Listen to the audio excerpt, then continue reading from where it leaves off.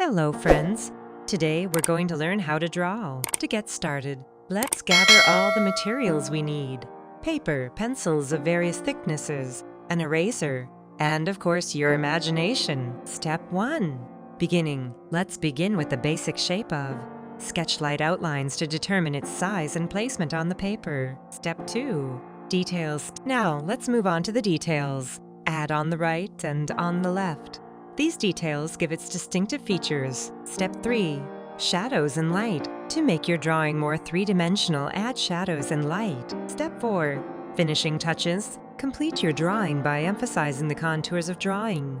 You can also add additional details to enhance its appearance. And there you have it.